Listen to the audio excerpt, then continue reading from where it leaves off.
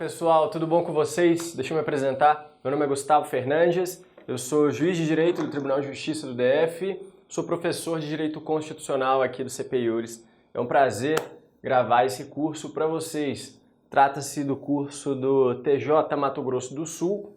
Teremos 5 ou 6 encontros, agora não me lembro de cabeça, cada um deles com 1 hora, para a gente tratar dos temas mais importantes para essa prova. Bom, nossa metodologia vai ser o seguinte, eu analisei provas anteriores para saber, e também outras provas mais recentes da mesma banca, para saber quais são aqueles temas que têm uma possibilidade maior de cair. E aí montei o cronograma com todas as aulas. A gente vai começar hoje com o Poder Judiciário, claro, um concurso para magistratura, tem que saber Poder Judiciário. Vamos falar também sobre controle de constitucionalidade, montei 2 aulas densas, inclusive eu vou passar bastante do tempo, é 1 hora de aula, mas cada uma dessas aulas eu vou pegar pelo menos 2 horas para a gente falar, tá, sobre esses assuntos. E aí teremos as outras aulas também sobre outros temas importantes que eu ainda vou gravar, obviamente. A de controle de constitucionalidade eu já gravei uma delas, a próxima aula, eu tenho que gravar a segunda parte ainda. Bom, pessoal, é o seguinte, os nossos canais de comunicação são o Instagram, Gustavo_Fernandes_Salles, tem também o e-mail, gustavo.fernandes@tjdft.jus.br. O curso, o CPIURES, ele disponibiliza a central de dúvidas para você mandar dúvidas para a monitoria responder. Caso eles não saibam, ou seja uma dúvida que tem a ver com a aula, eles fazem um filtro e mandam para mim. Eu estou tendo uma dificuldade grande de responder perguntas, porque são muitas. Então peço para que, se tiverem as dúvidas, mandem mesmo para a monitoria primeiro, para eles fazerem um filtro. Se mandar direto para mim, demora, às vezes demora para responder, é muita coisa.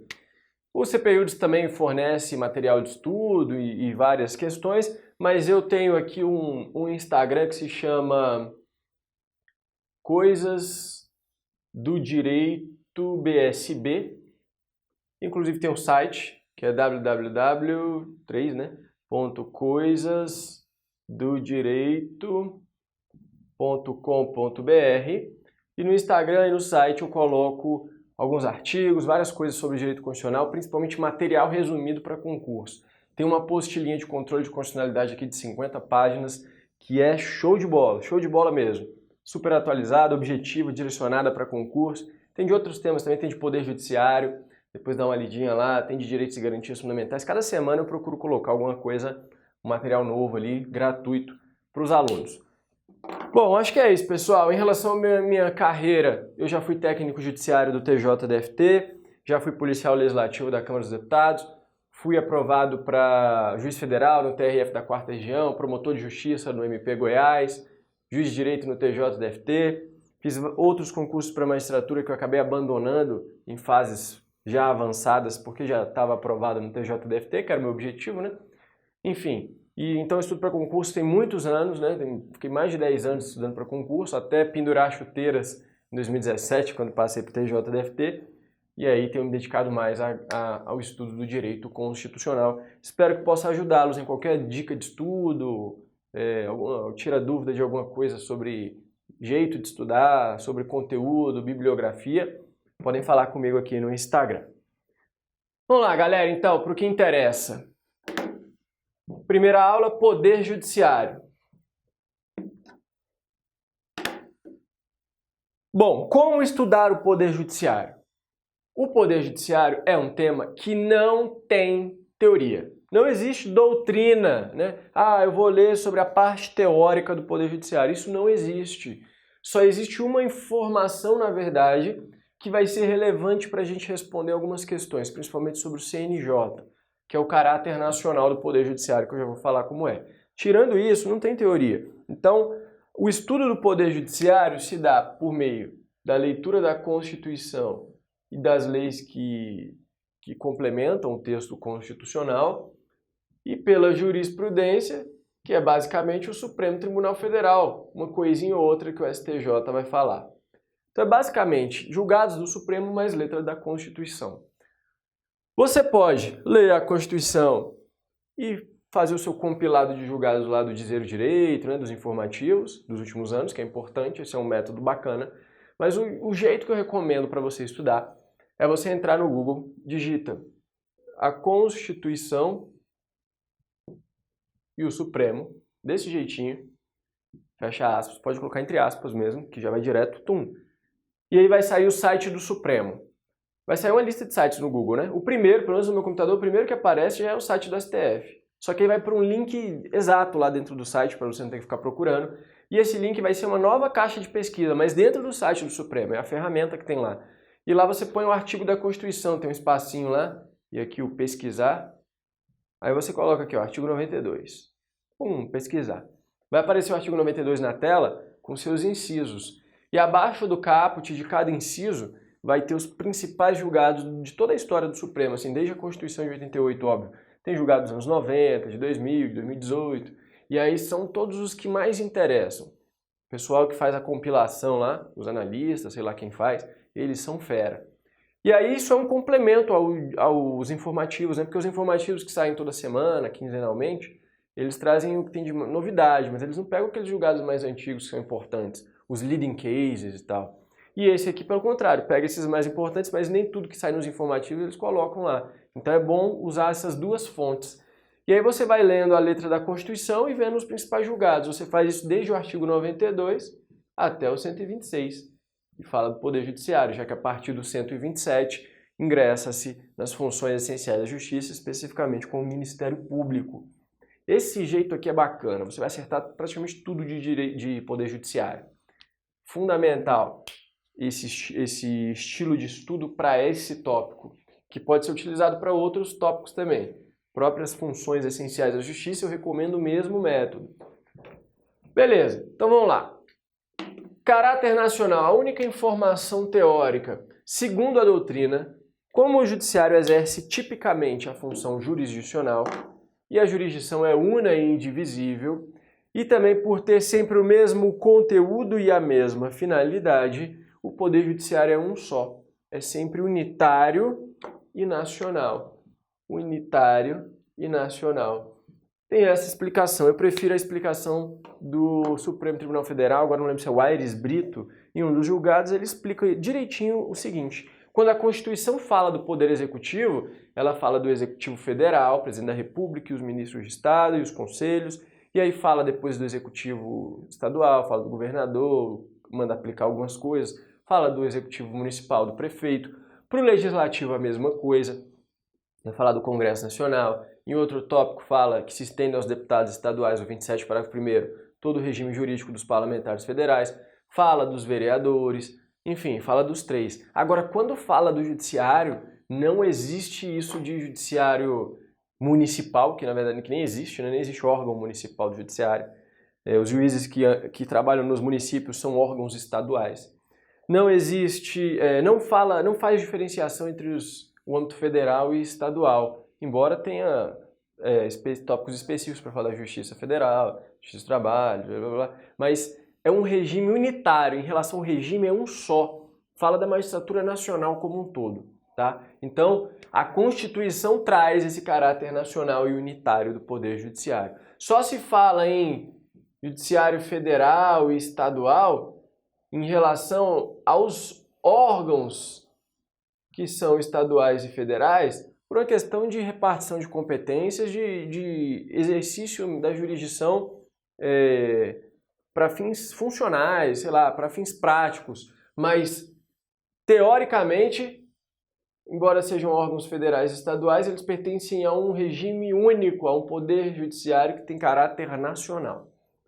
Decore isso aqui, que isso vai ser importante para responder uma questãozinha daqui a pouco.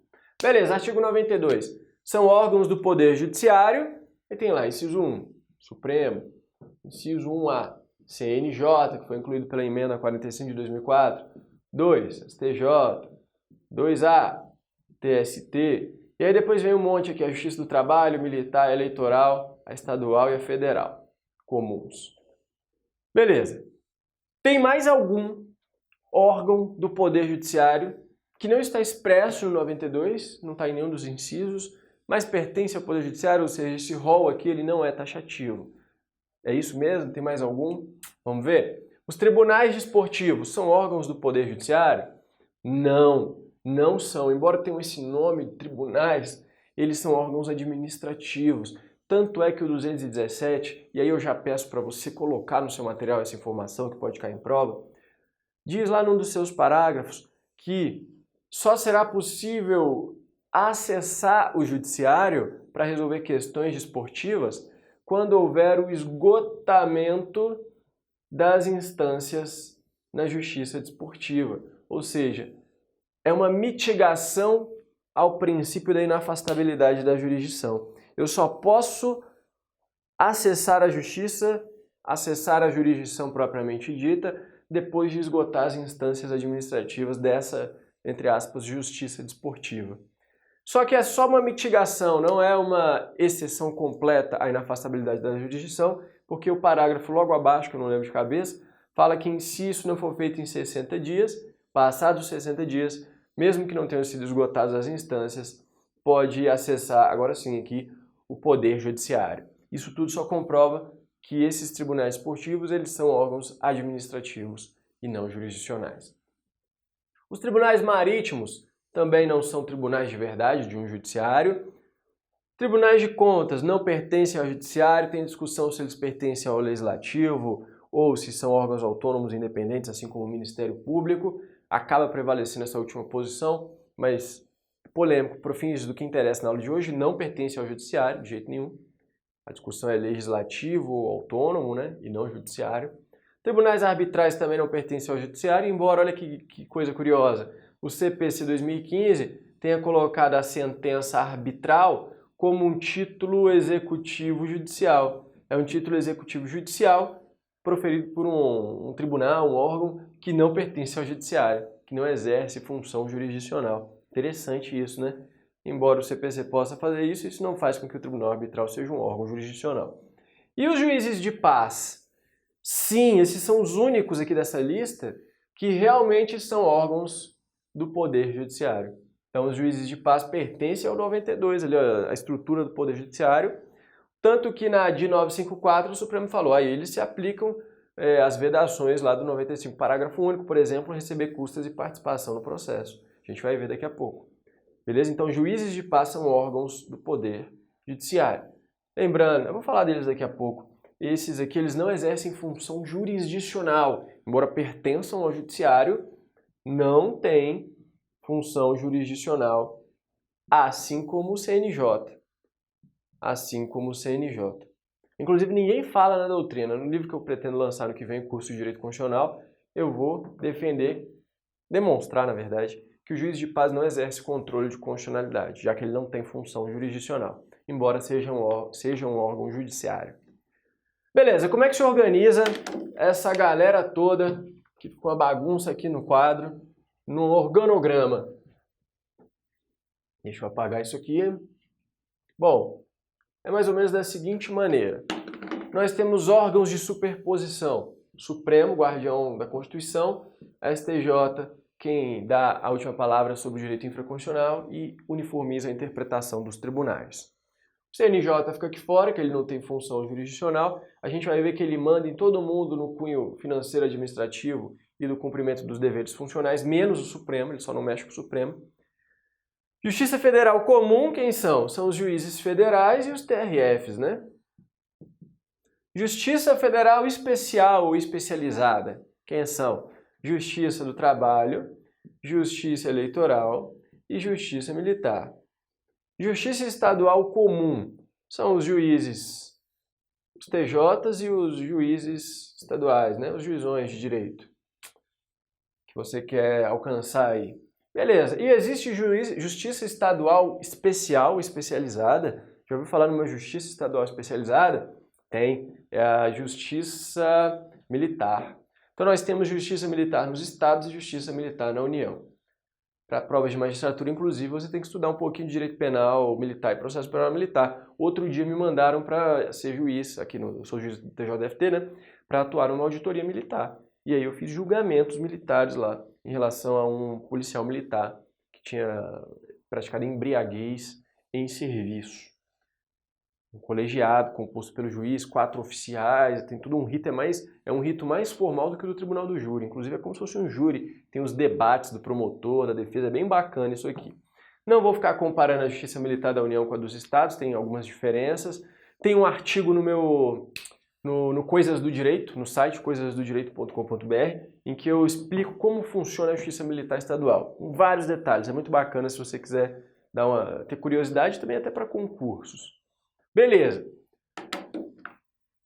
O CNJ, vamos começar com o CNJ. Por quê? Porque ele é o que mais é cobrado em provas de concurso. Estatisticamente, cai mais questão sobre o CNJ do que sobre o Supremo, do que sobre a Justiça Federal, do que sobre a Justiça Estadual. É o campeão. Então vamos falar bastante aqui do CNJ até encerrar esse primeiro bloco. Vamos ver se eu consigo.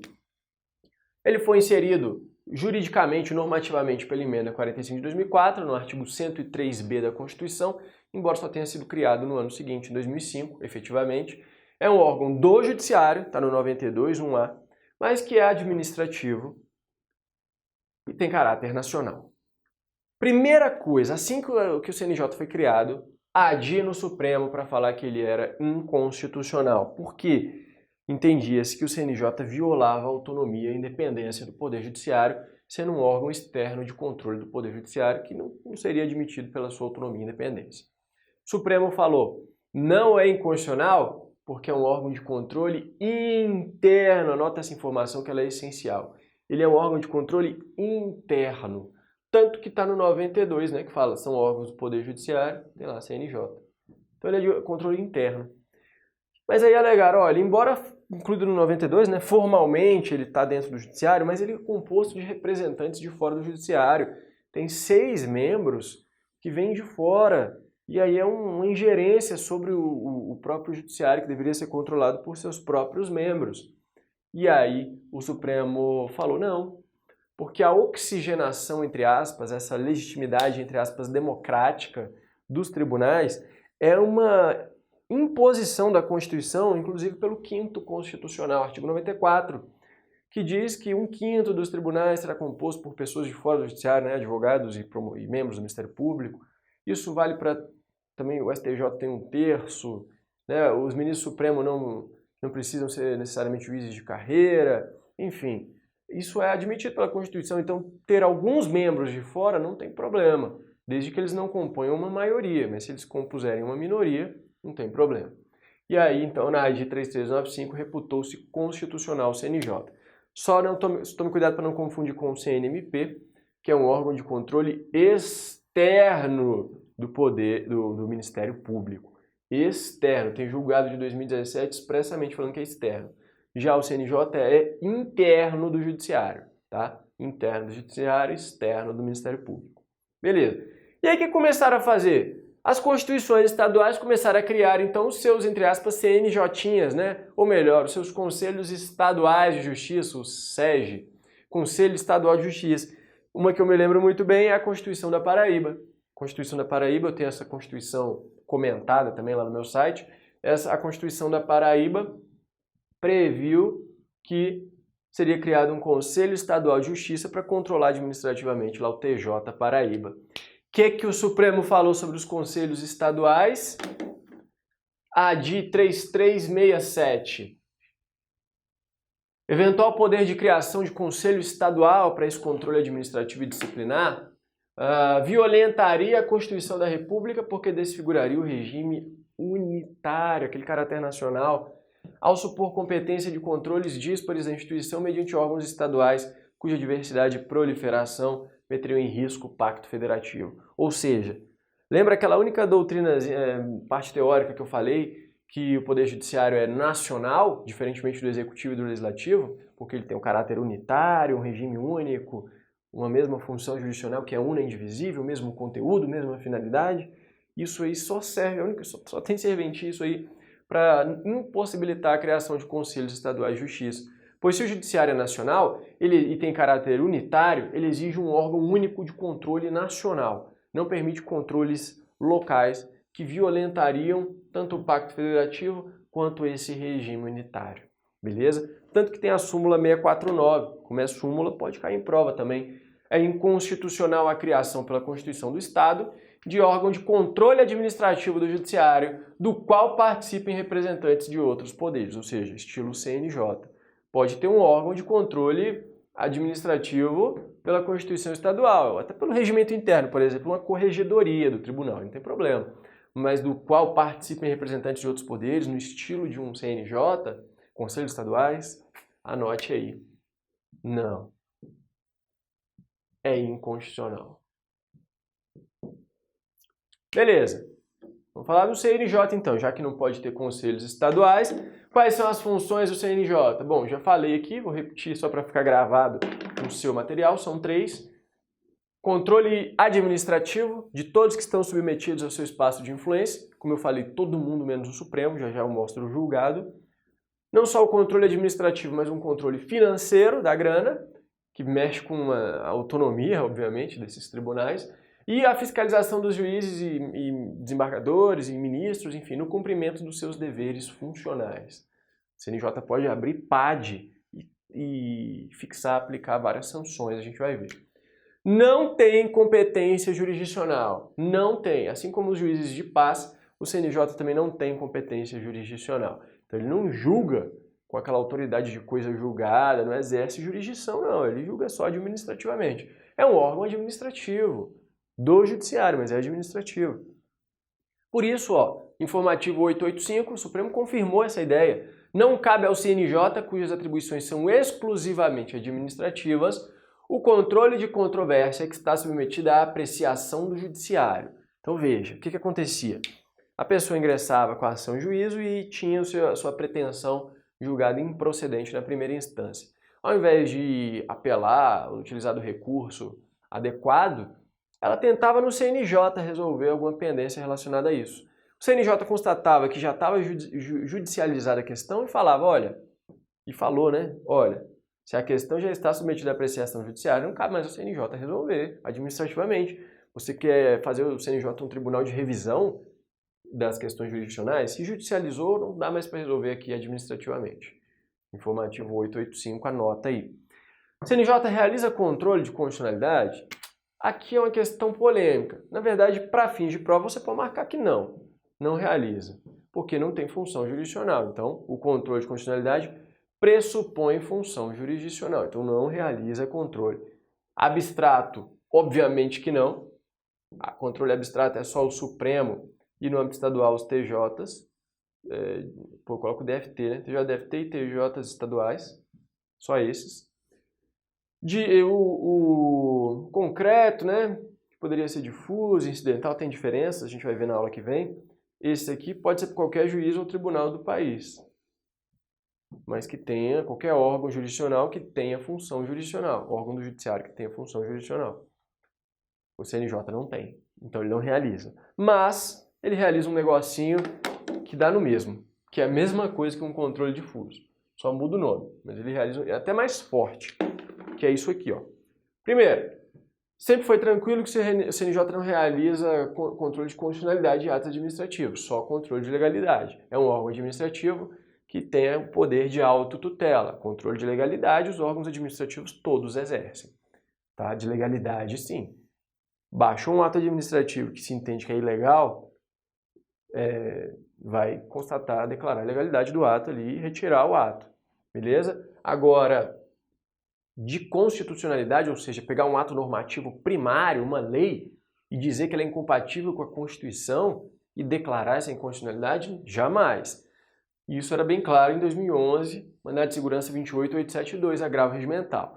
Vem em 2016, informativo 851, com a famosíssima PET 4656, e na voz da Carmen Lúcia, do Luiz Fux, de outros ministros, o Supremo destaca aqui: o CNJ tem competência para afastar uma lei por entendê-la inconstitucional. Ele afasta a aplicação de uma lei, deixa de aplicar ou afasta a aplicação por entender que ela é inconstitucional. Lei essa que havia sido aproveitada como base de um ato administrativo objeto do controle. Inclusive, o CNJ poderia determinar aos órgãos submetidos a seu espaço de influência a observância desse entendimento por ato expresso e formal tomado por uma maioria absoluta. O que dá a entender aqui? Dá a entender que há uma cláusula de reserva de plenário, artigo 97, maioria absoluta, que o CNJ poderia realizar uma espécie de controle de constitucionalidade e inclusive mandar que todos os tribunais, todo mundo, até o STJ, menos o Supremo, observassem esse entendimento. Isso aqui não tem uma cara de controle de constitucionalidade quase que abstrato, com caráter erga omnes, já que, ou pelo menos com efeito vinculante, né? O efeito vinculante em relação a todos os órgãos judiciários, menos o Supremo, parece, não parece? Na prática é isso, na prática é isso. O Alexandre de Moraes é um crítico ferrenho disso aqui, ferrenho, e eu concordo demais com ele. E aí, beleza. E aí, nesse mesmo julgado, eu coloco alguns destaques aqui, ó, de alguns votos dos ministros. Olha o que eles falam. O CNJ não pode realizar controle, mas pode, no exercício do controle administrativo, deixar de aplicar uma lei inconstitucional. É um controle de validade dos atos administrativos que tem por fundamento a invalidade da lei. Olha o outro ministro. Isso aqui é um resumo, né? O que o ministro falou realmente está entre aspas aqui, ó. Importante realçar, não significar essa atuação do CNJ reconhecer competência para declarar a inconstitucionalidade de norma. Menos ainda atribuir efeitos erga omnes, embora pareça, não é isso não. Por não resultar em anulação ou revogação da lei. Óbvio, né? Revogação é só o legislativo que revoga a lei. Enfim, nesse ponto não se desconhece que pela natureza eminentemente administrativa do CNJ, o órgão não tem função jurisdicional, não atribuindo, portanto, competência para realizar controle de constitucionalidade. Ocorre que ele pode afastar a aplicação da norma quando reconhecer sua inconstitucionalidade, ainda mais quando a matéria já está pacificada pelo Supremo. Exemplo clássico, inclusive acho que foi esse caso aqui. Um tribunal, com base em uma lei, nomeia servidor para um cargo de uma CJ, né? Aqui no tribunal chama CJ, um cargo em comissão. Cargo em comissão que é de livre nomeação, livre designação ou nomeação, não lembro qual é o termo certo, e exoneração. Ou seja, pode ser qualquer um. Chamou o maluco lá, você vai ser o meu diretor de secretaria agora, que é um cargo em comissão. Não precisa nem ser concursado, não precisa nem ser servidor efetivo, não. E aí, beleza. Isso é com base em lei que permite essa... que diz lá quais são os cargos que podem ser nomeados, permitem a nomeação de cargo em comissão. Só que todo mundo sabe que para nomear em cargo em comissão, em função comissionada, a Constituição exige lá no artigo 37, salvo engano, inciso 5, que esses cargos só servem para funções de chefia, é o DCA, direção, chefia e assessoramento. E vamos supor que a lei permitia que seja nomeado para cargo em comissão para uma função que não seja de direção, chefia e assessoramento, uma função meramente técnica ou burocrática, ordinária. E aí, como a lei está violando a Constituição, essa lei é inconstitucional. Só que o Supremo, ninguém falou dessa lei específica, essa lei X do DF. Ninguém falou que ela é inconstitucional. Pode o CNJ afastar a aplicação dessa lei, embora nenhum órgão jurisdicional, o Poder Jurisdicional tenha dito isso, e dizer que aquele ato de nomeação daquele CJ ali, daquele cargo em comissão, é inválido, ou seja, é o controle do ato administrativo, da validade do ato administrativo, que tem por fundamento a invalidade da lei, e aí o tribunal manda o TJDFT exonerar esse servidor aí de cargo em comissão, porque ele foi designado por um ato administrativo que é baseado em uma lei inconstitucional. O Supremo diz que pode. Pode. Beleza? Isso, pessoal, na minha cabeça é controle de constitucionalidade. Se o CNJ originariamente, sem ninguém ter falado, diz que essa lei específica X do DF é inconstitucional, isso é controle de constitucionalidade, pelo amor de Deus. Mas o Supremo fala que não.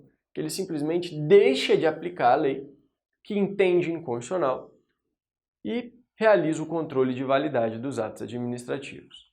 Beleza? Esse entendimento de afastar a aplicação da lei vale tanto para o chefe do Executivo, segundo a doutrina, e o Supremo admitiu isso novamente no informativo 851, como também para os órgãos administrativos autônomos com tessitura constitucional, que tem função de controle de validade de atos administrativos, como o TCU, o CNMP e o CNJ. Então esses quatro aqui, eles podem deixar de aplicar ou afastar a aplicação de uma lei que entendem inconstitucional no âmbito das suas funções de controle de validade dos atos administrativos. Já concluo essa ideia, faltam 10 segundos para encerrar o bloco, quando dá 30 segundos a tela corta, então Então vou pausar, voltamos no próximo bloco para eu concluir essa ideia aqui. Voltamos, pessoal. Então veja, como é que você vai marcar na prova? Se a prova cobrar que o CNJ realiza controle de constitucionalidade, não, nem abstrato, óbvio, nunca, jamais, nem o difuso, tá? Controle de constitucionalidade, não. O CNJ pode declarar, olha o termo, declarar que uma lei é inconstitucional? Não. O Supremo entende que esse termo declarar é só de quem tem função jurisdicional. É um controle, tá? Então não pode. Agora pode afastar a aplicação ou deixar de aplicar uma lei por entendê-la inconstitucional. Afastar ou deixar? Pode. Pode fazê-lo, beleza? Pode fazê-lo. O TCU, você tem que ter um cuidado especial com ele. Se falar do TCU no âmbito do informativo 851, trazendo toda essa ideia que eu trouxe, você vai marcar que o TCU também não realiza controle, ele só deixa de aplicar, afasta a aplicação. Se cair o TCU sozinho, na prova em questão, Tribunal de Contas ou o TCU, ou Tribunais de Contas em geral, podem apreciar a constitucionalidade de leis no exercício das suas funções. Aí você fala que sim, porque o TCU, os Tribunais de Contas têm a súmula 347 do Supremo, que embora seja extremamente contestada, em decisões monocráticas ela é afastada, como essa aqui, do 35.410, do Alexandre de Moraes, ano de 2018. Tem decisões de Gilmar Mendes, lá da época da Lei Inglês também tinha. Mas embora ela seja afastada monocraticamente, as turmas e o plenário nunca afastaram a aplicação dessa súmula e ela não foi formalmente cancelada, ela é vigente. Então, por conta da súmula 347, dá uma lidinha nela, se cair o Tribunal de Contas isoladamente, você fala que ele realiza um controle incidental ou difuso de constitucionalidade. Agora, se cair o Tribunal de Contas da União no meio dessa pendenga toda aqui, você fala que inclui ele no mesmo bolo do CNJ, diz que ele deixa de aplicar uma lei. Olha que questão interessante. Nesse julgado, o fato de já ter essa discussão sobre determinada lei sido levada a efeito pelo Supremo, esse é usado apenas como um reforço argumentativo. Ainda mais quando a matéria já se encontra pacificada na Corte. Então vamos supor, nesse caso das leis que permitem carga em comissão, mesmo sem ser para função de direção, chefia e assessoramento, o Supremo já tem jurisprudência pacífica que não pode. Já tem.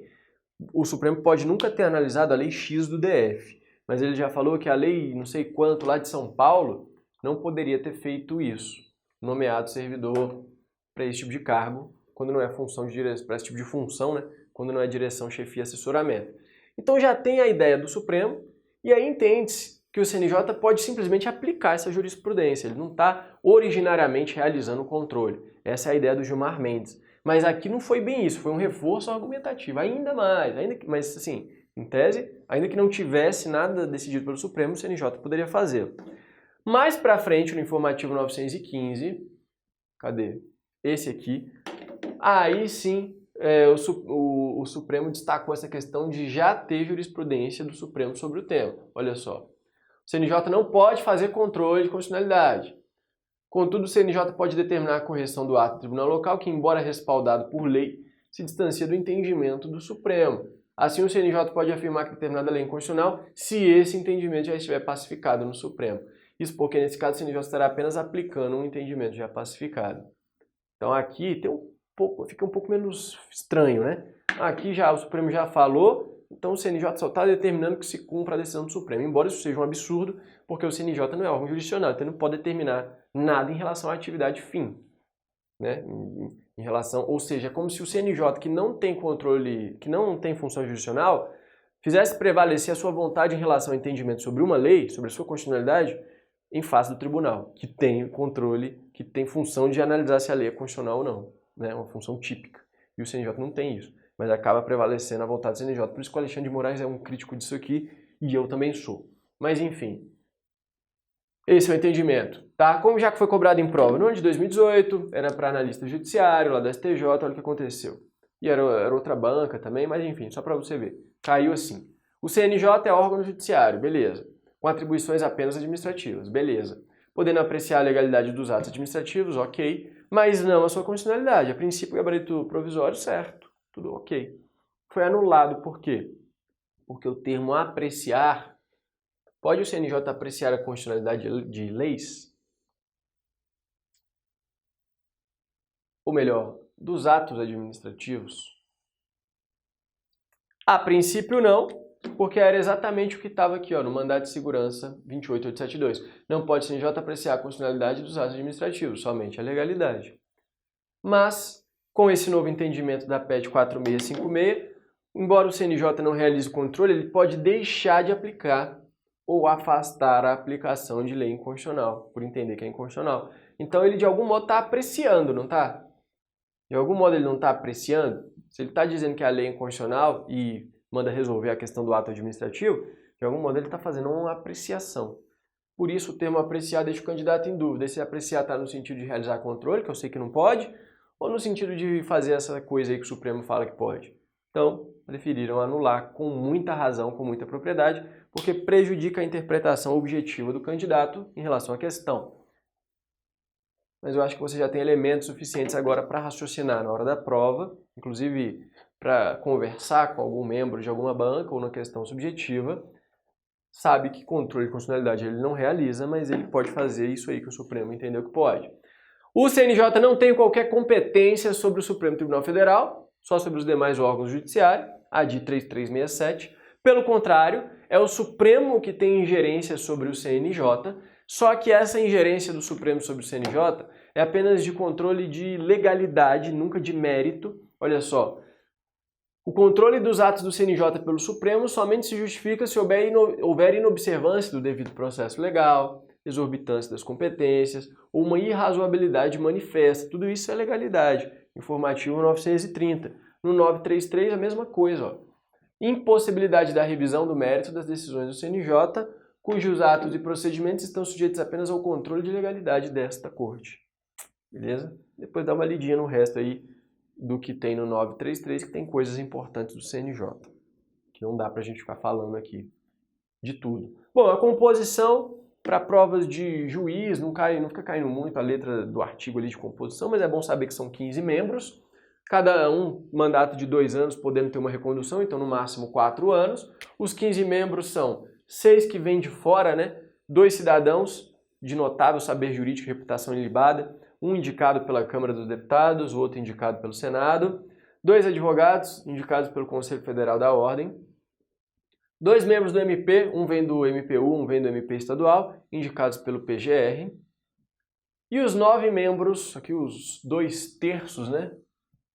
Maioria qualificada aqui de membros do Judiciário, 3 vêm da Justiça Trabalhista, 3 da Justiça Federal Comum e 3 da Justiça Estadual Comum. O TST é quem indica esses 3 aqui, um de primeira instância da Justiça Trabalhista, um juiz de segunda instância da Justiça Trabalhista e o ministro do TST.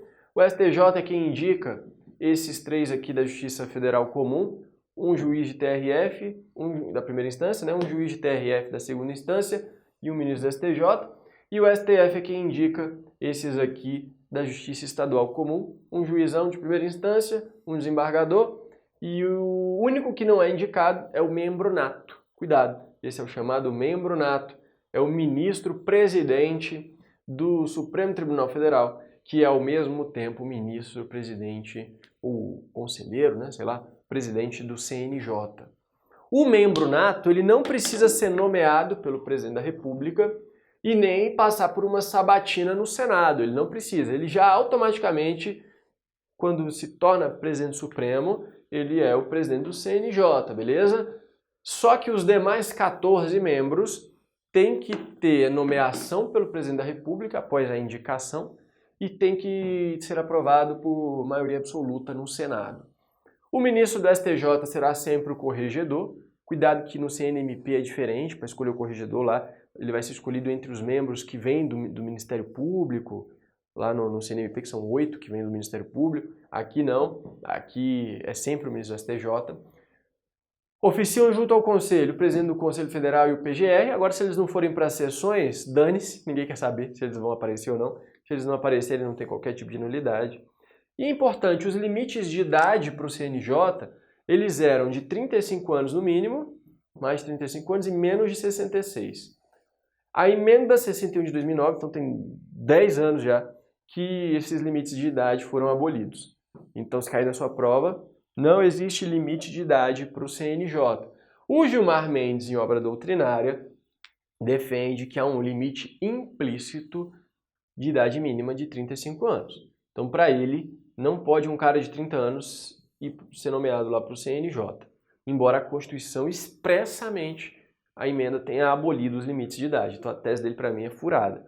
Mas ele defende isso. Vai que algum examinador cobra essa questão. Mas seria um limite implícito. Mas na prova, se não pegar especificamente essa doutrina aí, você pode marcar que não tem limite de idade mínimo nem máximo mais. Atribuições do CNJ. Bom, eles pedem, são várias, estão lá no parágrafo 4º do 103B. Eu vou falar as três principais.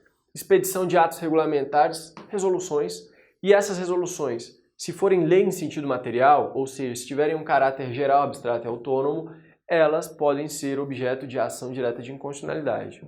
Podem ser objeto.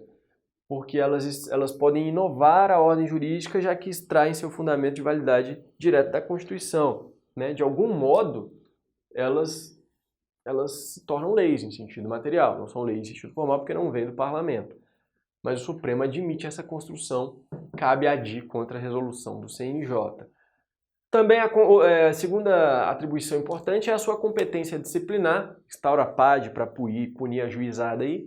Essa competência disciplinar não é subsidiária, essa pegadinha de prova é mais antiga do que tudo, eu não sei como cai isso até hoje, subsidiária não é subsidiária, é originária e concorrente. Então vamos supor que eu sou juiz lá da 18ª Vara Civil de Brasília, beleza. De repente o tribunal acha que eu fiz alguma besteira lá.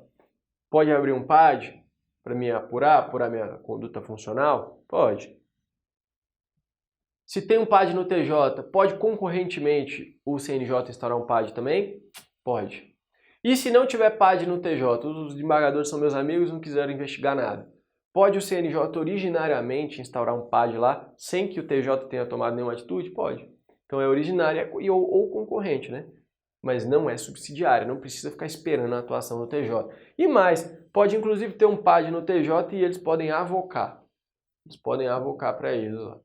E mais ainda, terceira função, podem rever, inclusive de ofício. Agora cuidado, para rever o processo disciplinar de juiz e membros de tribunal, tem um prazo de 1 ano, está expresso na Constituição.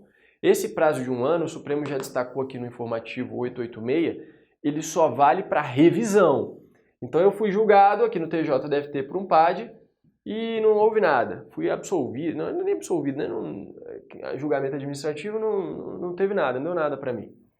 A partir da publicação da decisão no órgão oficial, já decidiu o Supremo, mandado de segurança 26.540, a partir da publicação da decisão no órgão oficial, o CNJ tem 1 ano para revisar esse PAD aqui.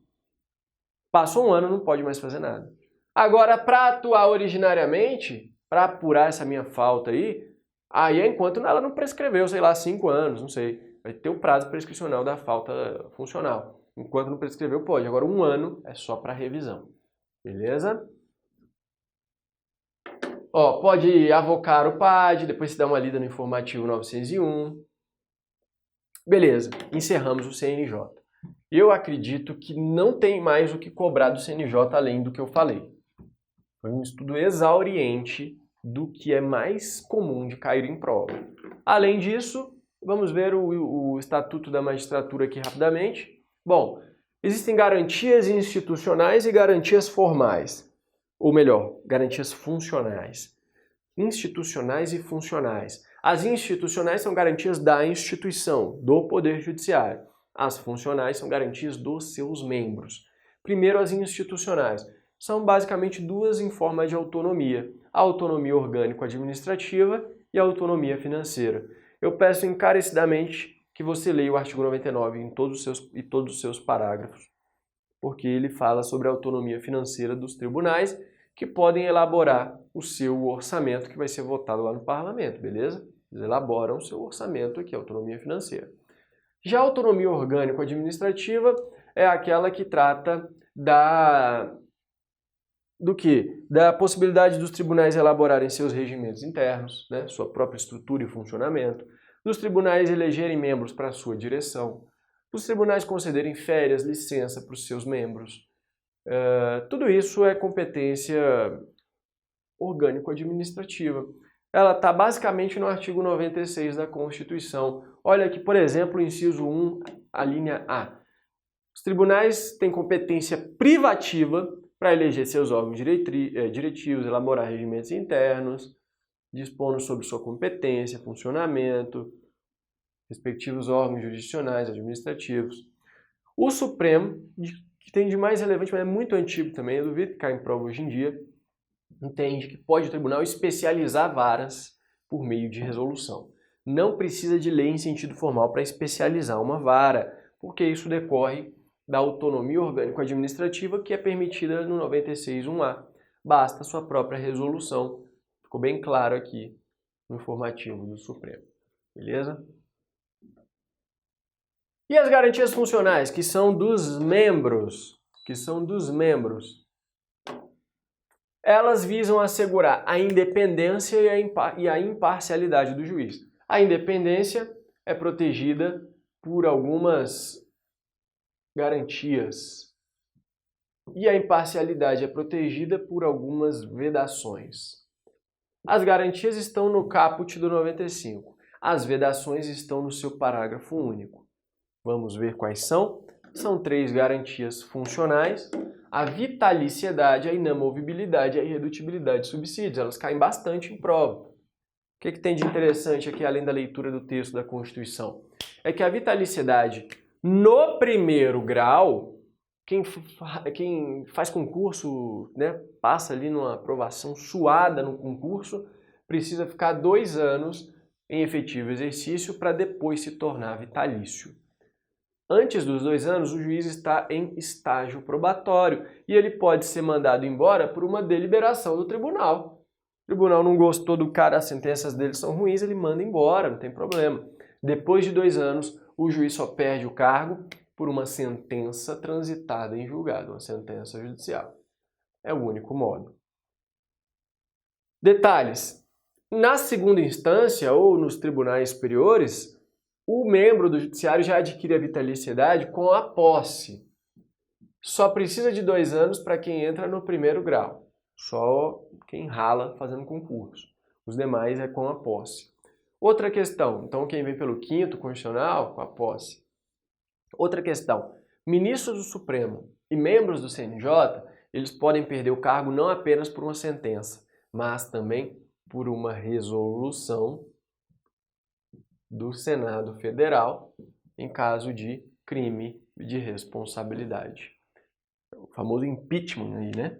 Podem ser impeachmentados ministros do Supremo e conselheiros do CNJ, porque é o Senado que vai julgá-los por crimes de responsabilidade. E os demais juízes e desembargadores, eles também praticam crime de responsabilidade, mas aí quem vai julgá-los vai ser o tribunal, né, o Supremo, sei lá, vai ser um órgão jurisdicional, portanto será uma sentença também. Então não tem essa diferenciação, sempre por sentença. Já os ministros do Supremo e membros do CNJ, além da sentença, por crime comum, se for crime de responsabilidade, vai ser uma resolução do Senado que vai tirar a vitaliciedade deles.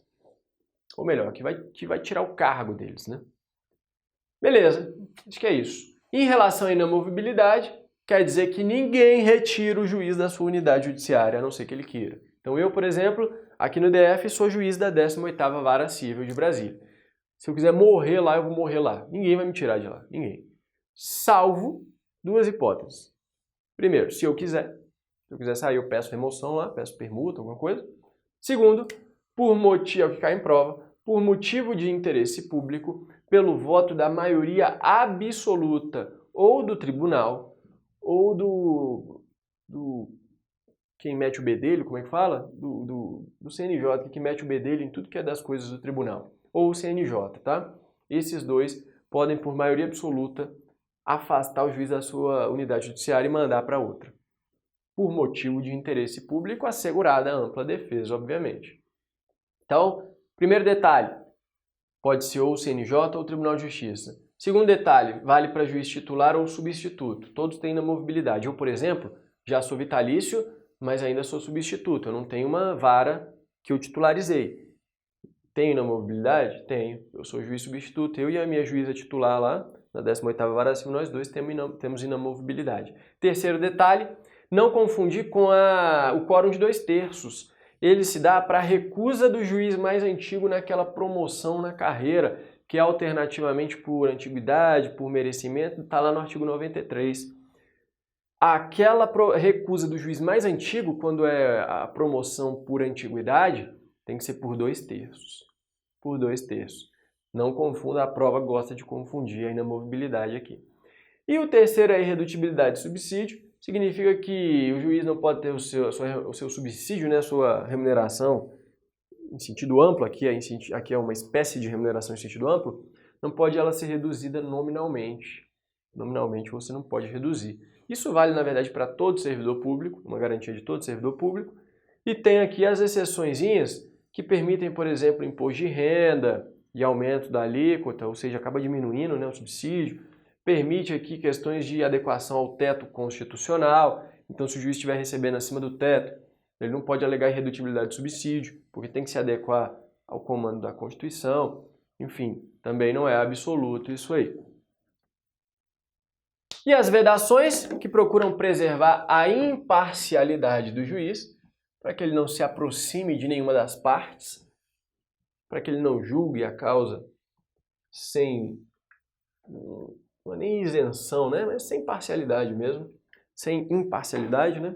São 5 que estão no parágrafo único do 95. Rapidamente, o juiz não pode exercer qualquer outro cargo ou função, ainda que esteja em disponibilidade, salvo o magistério. A Constituição fala salvo uma de magistério. O Supremo diz que podem ser várias de magistério, desde que no caso concreto não se transforme, não se torne inviabilizado o seu ofício judicante. Então pode ser mais de um magistério, mas é só magistério. Como se trata de acumulação lícita, o teto da remuneração incide isoladamente em cada cargo. Então o juiz vai ter que, subsídio como juiz, não pode passar do teto aqui, e depois um outro teto para o magistério. Para o magistério. Se ele der aula recebendo verba pública, de uma universidade pública, por exemplo, ele não pode ganhar acima do subsídio dos ministros do Supremo. E aí ele vai ter como se fosse 2 tetos, então, já que a acumulação é lícita. Segundo, não pode receber a qualquer título custas ou participação em processo, o que também se aplica a juiz de paz, porque ele também é órgão do judiciário. Não pode se dedicar à atividade político-partidária. Não pode receber a qualquer título contribuição, auxílio, de qualquer pessoa física ou jurídica, salvo exceções legais, então a lei pode permitir isso aí. E não pode exercer a advocacia no juiz ou tribunal do qual se afastou antes de 3 anos por aposentadoria ou exoneração. Então vamos supor, eu sou juiz TJDFT e quero pedir exoneração porque eu quero ganhar mais na advocacia, quero abrir um escritório para ganhar muito mais dinheiro. Cansei de ser juiz, quero ser advogado. Posso fazer isso? Posso. Posso começar a advogar amanhã, se eu quiser? Posso. Peço exoneração hoje, começo a advogar amanhã. Só que eu vou poder advogar no TJ Goiás, TJ São Paulo, TJ Mato Grosso do Sul. Eu não posso advogar perante o juiz ou tribunal do qual me afastei, ou seja, perante o TJDFT. Só daqui a 3 anos que eu vou poder fazer isso. Por quê? Porque eu jogo bola com a galera, eu vou pro churrasco com os juízes, com os embargadores, eles são meus amigos.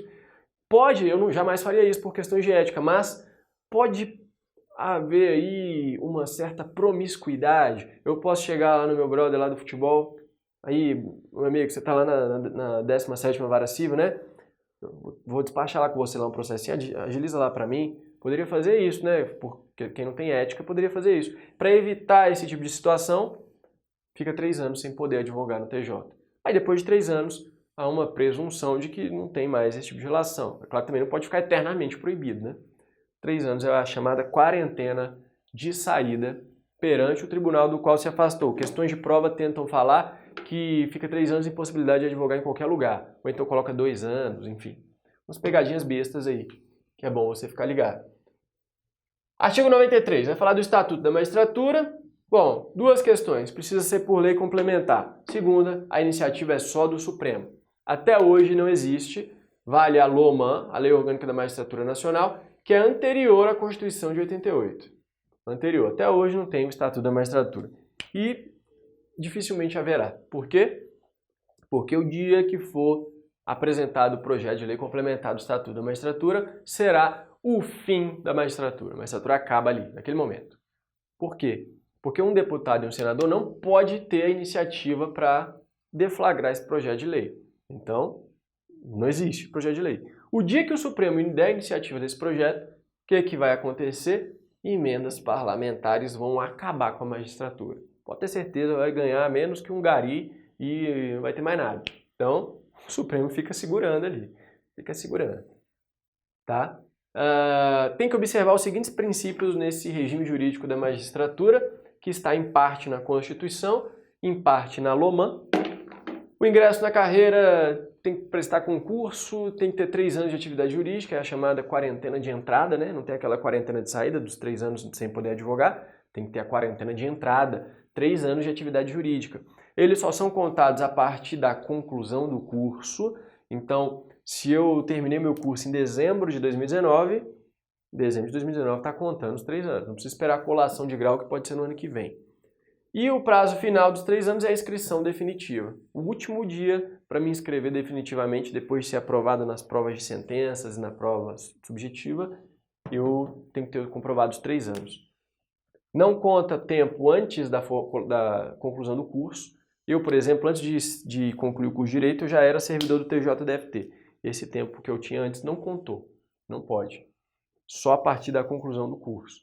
E a inscrição definitiva tem que ter 3 anos. Se tiver 2 anos e 11 meses no dia final da inscrição definitiva, você não tem o tempo, não pode continuar no concurso.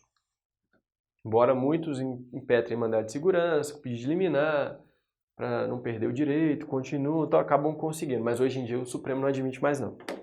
Critério objetivo. Bom, o 93 tem diversos incisos. Tem que ler todos, não tem jeito. Tem que ler e decorar todos, porque eles caem. Agora, principalmente aqueles que falam da promoção, do juiz, né, e tal, alternativamente por merecimento, antiguidade, aquilo lá é um saco, tem que decorar. Não vou ler com vocês. Vou lembrar alguns aqui, ó. Todos os julgamentos do judiciário têm que ser públicos, inclusive as decisões administrativas também. Todos são motivados, fundamentados sob pena de nulidade, inclusive as decisões administrativas também. A diferença, aqui o que tem que decorar de importante é que nas decisões administrativas, se for questão disciplinar, a própria Constituição já dá o quórum, tem que ser maioria absoluta.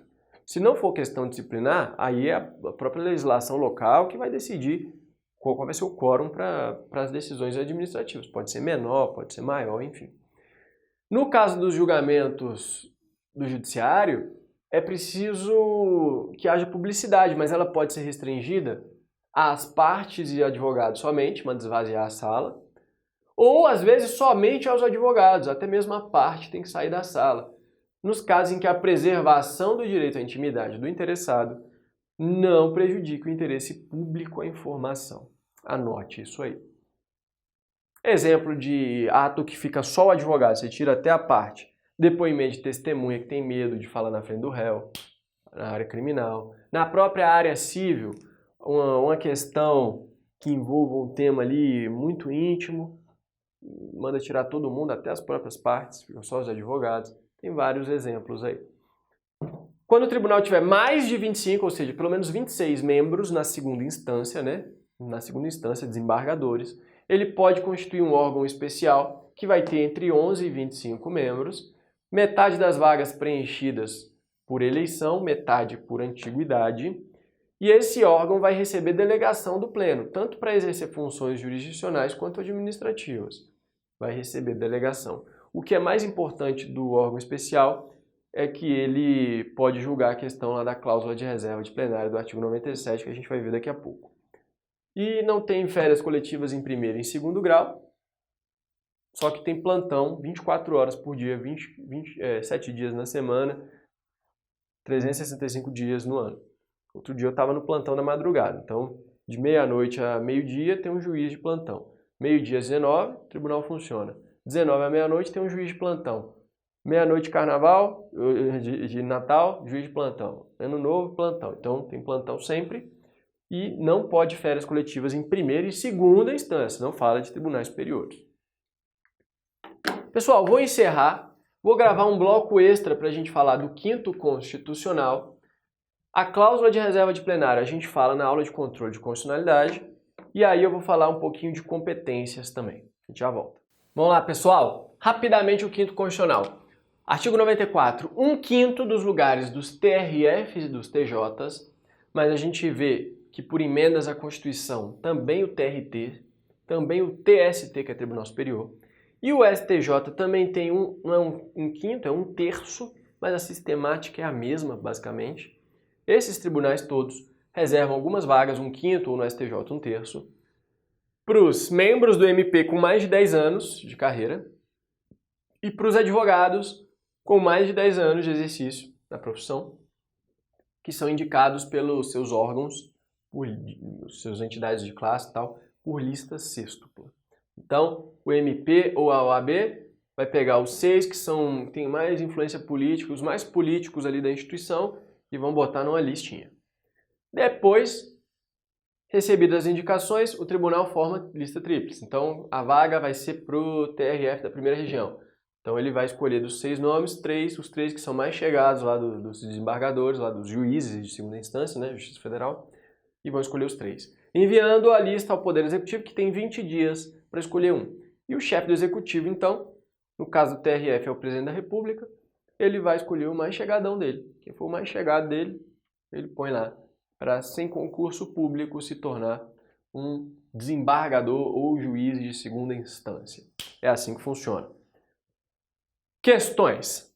Pode o tribunal recusar a lista? Recebeu 6 nomes, não gostou, pode recusar. Segundo, pode mais do que recusar, pode substituir a lista. O próprio tribunal troca os nomes. Bom, o Supremo já decidiu, foi um caso envolvendo o STJ, que pode sim recusar. Pode recusar. Não pode substituir, porque substituir a lista seria uma ingerência do tribunal naquele órgão lá, no órgão na entidade de classe ou no órgão. Mas pode recusar. O STJ recusou e aí a instituição tem que mandar outros 6 nomes. Não precisa de fundamentação, foi o que o Supremo decidiu no RMS 27.920. Por quê? Porque ficaria difícil fundamentar, né? Por que não quer esses 6 nomes? Ah, porque tem um aqui que é corrupto, tem um que não sabe nada de direito, nunca abriu a Constituição na vida dele, tá aqui só por influência política, esse outro aqui tá lá na Lava Jato, sei lá, enfim. Ia ficar feio tanto para o indicado, quanto para a instituição, quanto para o próprio tribunal, né? Então é melhor não falar nada, tem coisas que é melhor não dizer, melhor ficar quieto. Então não precisa de fundamentação, pode recusar, não pode substituir. Tem que ter aprovação prévia pelo parlamento, aquela sabatina, maioria absoluta. Olha só, o artigo 94 em nenhum lugar, eu li ele inteiro aqui com vocês, inclusive o parágrafo único, não tem lugar nenhum falando que tem que ter aprovação pelo Legislativo. Então, a Constituição estadual não pode estipular essa necessidade de aprovação ou qualquer outra formalidade, pois isso será inconstitucional. Existe uma simetria aqui. Mas, cuidado, quando se trata de Tribunal Superior, a própria Constituição exige a aprovação do Senado, lá nos artigos 52, ali por ali. Então, o 5º no TST, o cara para ocupar a vaga do 5º ali de ministro, ele vai precisar da maioria absoluta do Senado aprovando. E para o STJ, o do 3º também, maioria absoluta. Agora, nas constituições estaduais não pode ter essa previsão. Quem escolhe é o chefe do Executivo. Quase sempre é o Presidente da República, para todos, salvo para os TJs estaduais, que aí é o governador. E ainda tem uma exceção que é o TJDFT. O TJDFT é o Presidente da República que escolhe o 5º, não é o governador. Não é o governador. Beleza. O 98 vai trazer questões sobre os juizados especiais. Dê uma lida aqui no que fala da Justiça de Paz também, que é remunerada, composta de cidadãos eleitos pelo voto direto, universal, secreto. Tem que ter condição de elegibilidade de 21 anos, tá? Tá lá no artigo 14, se não me engano. Mandato de 4 anos, competência para celebrar casamento, analisar impugnação, processo de habilitação e exercer outras atribuições que a lei escolher, conciliatórias, sem caráter jurisdicional. Não tem função jurisdicional o juiz de paz. Por isso que eu defendo que ele não pode realizar controle de constitucionalidade. Beleza, vamos ver rapidamente um quadro de competências para a gente caminhar para o encerramento da aula. Esse quadro é o seguinte, eu coloco o nome da autoridade, por exemplo, Procurador-Geral da República, e aí você vai ver, se ele praticar um crime comum, quem julga? STF. Se for um mandado de segurança envolvendo o Procurador-Geral da República, você vem aqui, vai para o Supremo, beleza? Então é assim que funciona. Eu coloco aqui crimes comuns, crimes de responsabilidade, HC nas duas colunas e aqui mandado de segurança e HD. O mandado de segurança e HD seguem a mesma regra, ficam juntos. O MI é diferente, então ele não entra aqui na jogada. Fica para uma aula específica de remédios. O HC, em regra, poderia ser uma tabelinha só aqui, uma coluna só. É diferente do MS e do HD, a competência às vezes muda. Mas poderia ser uma só. Por que eu coloco duas? Porque uma é quando a autoridade for coatora, ela que deu a ordem ilegal, que mandou prender alguém lá. A outra coluna é quando ela for paciente, é o presidente da República que foi preso por um juiz. Então, regra, vai ser o mesmo órgão, por exemplo, o Supremo, que vai julgar o HC que envolve o presidente da República, seja ele o coator, seja ele o paciente. Essa é a regra. Mas tem duas exceções, por isso que eu tenho que detalhar aqui, destacar, separar. Os ministros de Estado e os comandantes das Forças Armadas, se eles são a autoridade coatora, eles que deram uma ordem ilegal para prender alguém, quem julga esse HC é o STJ. Agora, se eles são pacientes, eles que foram presos, quem julga esse HC é o STF. Então, só por conta desses dois aqui, inclusive eu ponho um embaixo do outro, é que eu faço essa separação. Para os demais, você segue a regra que vai ser sempre o mesmo órgão, tá? Vai ser sempre o mesmo. Segundo detalhe que eu quero esclarecer é que tem uns tracinhos aqui, tá vendo? Ó? Tem tracinhos. Por que eu ponho alguns tracinhos? Quando tem o tracinho, é porque a Constituição não diz expressamente de quem é aquela competência. O Supremo não julgou caso sobre isso e a doutrina também não dá nenhuma sugestão. Então, estamos no limbo aqui, ninguém fala nada, eu tenho a minha sugestão, mas o examinador não está assistindo minha aula, ele não vai ter de onde tirar, enfim, não vai cair em prova, não tem fundamento, né, para você marcar. Então, não vai cair em prova, você simplesmente ignora. Olha só como é complicado. Eu vou dar o exemplo do AGU, que é o melhor para você ver como às vezes não é muito lógico, assim, não é muito fácil. Tem várias posições defensáveis. O advogado-geral da União, ele tem um regime próprio aqui, que não se confunde com o dos ministros de Estado. Por exemplo, quem julga o AGU em crime de responsabilidade é o Senado. Já o ministro de Estado, em regra, é o Supremo. Pode ir para o Senado, mas só com conexão com crimes praticados pelo presidente ou vice da República. Beleza. Mas o AGU é um ministro de Estado. Por lei, formalmente por lei, ele é um ministro de Estado. Só que a Constituição traz algumas coisas diferentes. E aí vem a pergunta. A Constituição diz que quando o AGU for paciente em mandado de segurança, ele que foi preso, em HC, é o Supremo que julga esse HC. Mas e quando ele for autoridade coatora? Quem que julga? Opção 1. Se é o Supremo que julga quando ele é paciente, é o Supremo, então, que julgaria quando ele é autoridade coatora, segue a regra geral, que é como se fosse uma coluna só. Perfeito, posição top. Mas eu poderia falar, olha, como a Constituição não fala expressamente que é o Supremo, segue a regra dos ministros de Estado, já que ele é um ministro de Estado. Então seria o STJ. Construção defensável também. Ou eu poderia falar, olha, ele é um ministro de Estado, mas isso é por lei. Pela Constituição ele tem um regime próprio. E a Constituição não diz que ele vai para o Supremo nem para o STJ, esse HC, se ele for autoridade coatora. Então, como a Constituição não diz no 105 nem no 102, vai para a primeira instância. Eu acho menos defensável, mas é também um raciocínio de interpretação. Então, não sei qual vai ser a resposta. O Supremo vai ter que analisar isso um dia. Enquanto isso, deixa o tracinho. Deixa o tracinho. Na prova vai cobrar quando ele for paciente. E aí você sabe, é o Supremo. Está expresso lá no 102. Beleza? Acho que fora isso dá para a gente começar. Então vamos lá. O presidente da República e o procurador-geral da República seguem o mesmo regime. Então, qualquer ação contra eles, dessas aqui que estão no quadro, né? Mandado de segurança, HD e HC, o Supremo que julga. Também nos crimes comuns é o Supremo que julga essas autoridades. E por crime de responsabilidade é o Senado. Cuidado, a ação popular contra o presidente da República vai para a primeira instância. Cuidado. Membros do CNJ e do CNMP, quando praticam crime de responsabilidade, a Constituição fala que é o Senado que julga. E quando eles praticam um crime comum? A Constituição não diz, mas aqui a doutrina fala, de acordo com o cargo de origem. Então, se o membro do CNJ é o presidente do Supremo e ele pratica um crime comum, é o próprio Supremo que vai julgá-lo porque está lá no 102.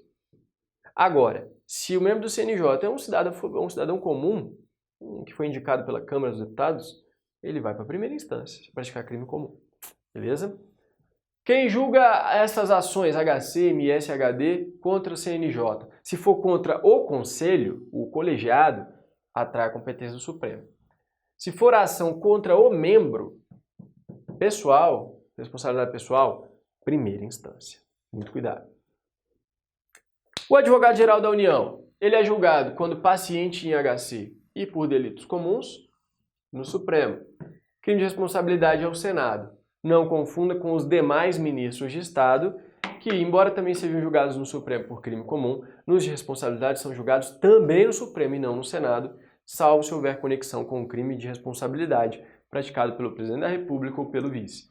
Outra peculiaridade é que, quando são pacientes em HC, Supremo. Quando são autoridade coatora, STJ. E o mesmo para MS-HD. MS-HD, envolvendo ministro de Estado, STJ. O comandante das Forças Armadas segue igualzinho os ministros de Estado, por isso que eu coloco junto aí. Governador. Quem julga o governador por crime comum é o STJ. O STJ também julga o HC. Uma coluna só aqui. Mandado de segurança em HD, cuidado. Não vai para o STJ porque não está no 105. Então, vai depender das regras locais aí. Geralmente é o Tribunal de Justiça que julga mandado de segurança envolvendo um ato de governador. Mas a grande questão é, quem julga crime de responsabilidade de governador? 99% das pessoas marcariam que seria a Assembleia Legislativa. Errado. É um tribunal especial nos termos da Lei 1079 de 50. Por quê? Porque crime de responsabilidade, para envolver as suas regras processuais, competência privativa da União, 22, inciso 1. Então, para legislar sobre direito processual, só a União tem que ser lei federal. E a lei federal que nós temos é essa, que fala desse tribunal especial, que é composto por 5 deputados estaduais, 5 desembargadores e presidido pelo presidente do TJ local. Beleza? Tem súmula do Supremo 700 e alguma coisa, dizendo que tratando de crimes de responsabilidade é só lei federal também. O que mais? É isso, galera. Já existiu na história um tribunal especial para julgar algum governador por crime de responsabilidade? Só uma vez eu pesquisei no Google, no ano de 1957, um tal de não sei que Falcão, não lembro de qual estado, esse tal de Falcão, ele praticou um crime de responsabilidade. Ao invés de ser julgado pelo tribunal especial, como já mandava a lei que já existia lá em 1950, ele foi julgado pela Assembleia Legislativa e sofreu impeachment. Depois ele reverteu porque há uma inconstitucionalidade aqui, né? Mesmo na época da Constituição antiga lá, já tinha a lei dizendo que cabe a um tribunal especial e não à Assembleia Legislativa. Então, foi convocado esse tribunal especial anulou essa condenação aqui da Assembleia Legislativa, ou sei lá quem anulou, sei que o tribunal especial foi convocado, e aí ele não condenou, ele absolveu. Então, nunca tivemos um governador condenado por crime de responsabilidade. Presidente da República já tivemos 2, né? Engraçado isso, governador nenhum. E o Tribunal Especial só foi convocado uma única vez, numa situação esdrúxula que já tinha um impeachment por Assembleia Legislativa, enfim, foi um rolo danado aqui. Beleza, e o prefeito? Ele é julgado por crime comum, ou no TJ, ou no TRF, ou no TRE, depende da natureza do crime. Se for crime de doloso contra a vida, TJ, não é tribunal do júri. Crime de responsabilidade. Se for um crime de responsabilidade próprio, a infração político-administrativa, quem julga é a Câmara Municipal. Se for um crime de responsabilidade impróprio, que é um delito penal, é o TJ. Essa diferenciação você vê nas aulas de processo penal. As demais aqui a Constituição não fala, então depende muito do regimento interno e tal, não interessa muito pra gente. O que interessa são esses dois aqui. Juízes. Então vamos para os juízes. Deixa eu apagar essa bagunça. Juízes. Vamos começar com os estaduais. Se pratica crime comum, quem julga é o TJ, salvo o crime eleitoral que vai para o TRE. Cuidado com essa exceção. Se pratica crime de responsabilidade, é o TJ. HC, contra ato do juiz, TJ. Mandado de segurança em HD, TJ, né? Lei, tá nas leis de processo aí, a própria Loman também diz que cabe aos respectivos tribunais. Beleza. E o juiz federal? Seja ele da Justiça Federal Comum, seja da Justiça Especializada, Trabalhista, Militar, Eleitoral, quem julga um crime desse juiz é o TRF, salvo o crime eleitoral, que é o TRE. Então, o juiz do trabalho praticou crime, quem julga? TRF. Se for crime eleitoral, TRE. Crime de responsabilidade é o TRF, HC é o TRF, juízo do trabalho praticou um ato lá, cabe um HC, TRF. Dá para defender que no caso de crime eleitoral, quem julga o HC é o TRE, já que ele julga o próprio crime eleitoral, então o HC também. Mas para os outros, a princípio vai para o TRF. Mandado de segurança em HD também vai para o respectivo tribunal. E membros do Ministério Público? Bom, os membros do Ministério Público Estadual seguem os juízes. TJ, salvo o crime eleitoral, TJ, TJ. Os membros do MPU de primeira instância seguem os juízes federais. TRF, salvo o crime eleitoral, TRF, TRF. E os membros do Ministério Público da União, só da União, que oficiam perante tribunais, a Constituição diz que vão para o STJ, STJ, STJ. Cuidado que mandado de segurança em HD não estão no 105, então um HD contra um ato de alguém do MPU que atua perante tribunal, primeira instância. Não vai para o STJ, para o STJ vai se for o HC. Bom, uma questão importante, o foro por prerrogativa de função. Nós vimos no informativo, né, todo mundo sabe, informativo 900 Supremo, que o foro por prerrogativa de função, por ser uma exceção ao princípio republicano, por isso tem que ser interpretado restritivamente, ele só se aplica quando o crime é praticado no exercício do cargo, não antes nem depois, e se estiver relacionado ao exercício das funções. A gente sabe também que com a publicação do despacho de intimação para apresentar alegações finais, ainda que a pessoa deixe a função, continua a competência lá no tribunal que tem o foro. Critério objetivo que o Barroso sugeriu e foi acolhido. Agora, esse entendimento aplica-se só para o parlamentar ou vale para todo mundo que tem foro? Porque nessa ação aqui, ação penal 937, o Supremo tratou de um parlamentar. O próprio Supremo falou que esse entendimento se aplica a toda e qualquer hipótese de competência especial por prerrogativa de função, tanto que nessa ação penal 937 ele usou parâmetros gerais, sem qualquer valoração especial da condição de parlamentar do réu. E o STJ acolheu isso aí, falou que também em todas as competências do STJ aplica-se aquele entendimento restritivo. E aí nós tivemos esse entendimento para governador, só vai para o STJ se for um crime no exercício da função de governador, do mandato, e que está relacionado às suas funções de governador, senão vai para a primeira instância. Aplicou para conselheiro do Tribunal de Contas, mas aí chegou a vez de aplicar para desembargador. A princípio, o desembargador é julgado no STJ, por crime comum. Mas e se for um crime de trânsito? Alguém bateu no carro do desembargador, ele ficou com raiva e deu uma porrada no cara. Lesão corporal. Não está relacionado ao exercício das funções. Pelo entendimento supremo, deveria ir para a primeira instância, né? O STJ, em 2018, agosto, falou, olha, esse caso aqui, há uma iminente prescrição. Se eu usar o entendimento do Supremo e mandar para a primeira instância, vai prescrever. Vai prescrever daqui a alguns dias. Então é melhor julgar logo para evitar impunidade, julgou o desembargador. Ficou faltando o STJ decidir em um caso que não tinha uma prescrição iminente. E isso chegou. Chegou aqui no informativo 639 em novembro de 2018. O STJ manteve aquele entendimento falando o seguinte: ainda que o crime não tenha relação com o cargo, se foi praticado por um desembargador, a competência é do STJ. Porque existem outras razões, além daquelas que o Supremo falou, para excepcionar o entendimento do Supremo. É necessário a imparcialidade do julgador. E aqui o STJ não viu imparcialidade do julgador. Vou dar o exemplo, não que eu concorde totalmente, mas olha a ideia. A ideia é o seguinte: eu sou juiz da 18ª Vara Civil de Brasília, jogo bola com um desembargador que assinou o meu termo de posse. Eu tenho foto com ele lá no meu Instagram, lá, com a carteirinha de posse de juiz. É um cara que eu respeito demais. Ele é quem concede férias para mim. Eu peço ele lá na presidência, ele confere ou não, concede ou não. Se eu quiser tirar férias em julho para viajar com meus filhos, converso com ele lá para ver se ele me ajuda. É ele quem me pune no PAD, junto com o colegiado, né? Então eu posso ser punido pelo cara. É ele que faz correição na minha vara lá para me dar o selo ouro e tal. Enfim, há uma ingerência, ele que julga meus recursos e manda cumprir lá as decisões. Enfim, há um respeito muito grande. Eu, na hora de julgar esse cara, não posso ficar me sentindo de algum modo prejudicado, parcial, para julgar uma pessoa dessa. Então, por conta desse embaraço ao juiz de carreira, julgando um desembargador, o STJ entendeu que é melhor o STJ, porque o STJ não tem embaraço nenhum, ele mete o ferro mesmo, tá? Tem uma certa razão, gente, tem uma certa razão. Não concordo tanto não, mas tem uma certa razão. E aí, se cair na prova desembargador, quem julga desembargador, ainda que não haja relação com o cargo, o seu crime, é o STJ. E se for um juiz de carreira? Eu teria embaraço em julgar um colega que não é meu superior, entre aspas, é um juiz de carreira comigo?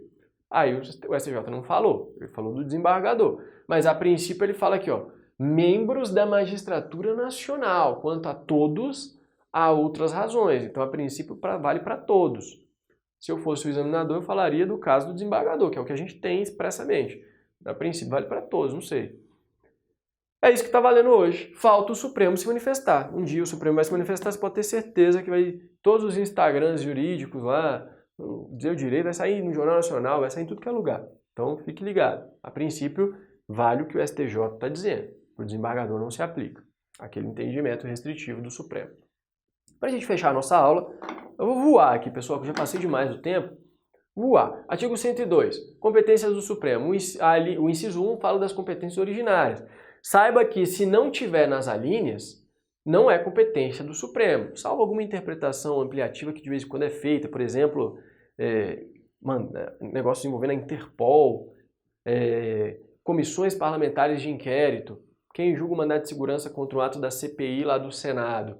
Não está expresso nas alíneas, mas entende-se que aquele inciso que fala mesa do Congresso, que atrai a competência do Supremo, mesa da Câmara, do Senado, interpreta-se que a comissão é uma longa manos da mesa, então entra ali, então pode ter interpretação ampliativa.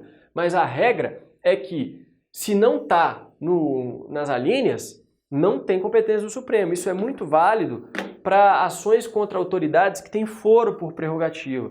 O foro por prerrogativa ele vale na área penal. Ele não vale, por exemplo, para uma ação popular. A ação popular contra o presidente da República vai para o Supremo? Não vai, primeira instância.